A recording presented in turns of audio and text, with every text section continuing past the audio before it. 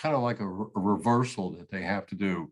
I think a lot of people end up giving some, but really it's like the last thing on the totem pole is that they spend all the things that they have to, take care of. And then whatever's left, they may give some. Well, see if we could reverse the thinking, which, we give first. Like, non-Christians, what they teach is, save 10% of whatever you make right up front, and the rest, you can do whatever you want with. But with a Christian, I think the first thing we should do is give first, and whatever, we feel is correct. And there's a lot of debate on that. Is it 10%? Is it 23%? Is it whatever you're comfortable giving? We don't have to go there, but the fact that you give first is number one. And then if you want to save some. And then thirdly, you got to pay your bills, but just reverse the order. Give first. You see, and I think that's the problem, is that people give if there's anything left, or sometimes what's left. And I've never seen anyone get hurt by giving. Some of the most successful people I see in retirement, they've given all their life. They've always give something, and they typically have their mortgage paid off by the time they retire. They just don't have the debt.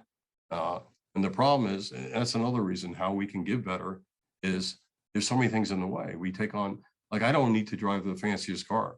I have a car that has everything you could ask for. I have heated seats. It's a luxury car. Okay, it's a great looking car. I have people come up to me and say, hey, I really like your car. What they don't understand, let me see, this is 2023. My car is more than 10 years old. Wow. But it does everything that a new car would do. And I'm not picking on someone buying a car, but I would really, I see young people going out and buying 35, 45, $60,000 cars. To me, it's just unheard of, that buyer's remorse. You go out and buy a car, and then that's the noose around your neck. You got to make the payments. So again, I'd say the main thing is, give first. That's the first thing we should do as Christians, and save some, and then pay your bills. And if your bills are too high, find ways to reduce your bills. Do you have to have the best satellite channel guide lineup? Do you have to have every channel out there? There's ways you can save, and there's so much competition for your money. Phone plans, satellite, it just never ends. Utilities going high, gas going high. So a lot of things are competing for your dollars, but if you give first, let the rest take care of itself. The Lord will bless it. He will bless it by giving first. When you get your check, make the first thing you write, just further the gospel. So I guess my question is, how can someone put that into practice? But as human, we're naturally greedy, want to keep everything ourselves and take care of ourselves first and worrying about everyone else. How can you put that into a daily habit that we can do, and it comes within we do it over time? Again, I think the first thing is the comprehension of the priorities. Okay, you're making money, you got a job, and the Lord, was instrumental in putting you in a position where you earn money. So let's just make the first thing before you pay for anything else. Just make giving first, the first check you write. Okay, the first check you write, you get paid, write a check, give something,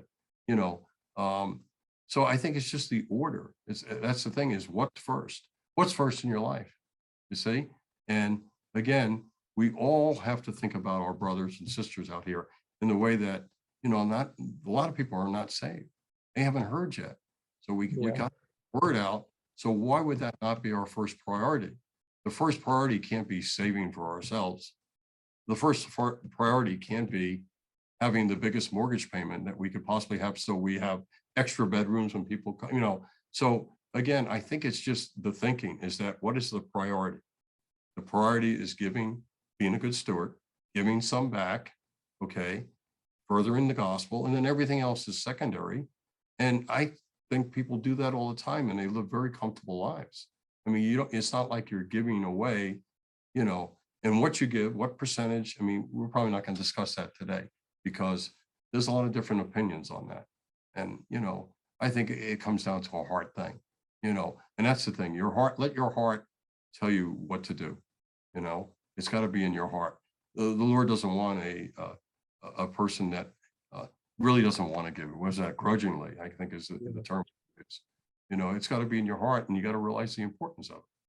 So once you understand the importance of it, you make it the first choice, and then you still have a lot of money to do things with. And sometimes you have to make, compromises. I understand that. You may not be able to live in the fanciest place, drive the newest car, and go out to eat as much, and all the different ways we find to spend money. I would take care of the priority first, and the Lord will bless all the rest anyway. Okay, Yeah. lose by giving. There's no such thing as losing by giving, and we actually will increase our wealth over time by giving first. So it's kind of opposite of what we would think, because we always think tangible and physical, but giving first, in the end, we'll actually have more. We end up with more. So just those thoughts, I think, would help a person give. What's up, family? If you enjoyed this clip, click the link down below to check out the full episode of this interview, and remain blessed.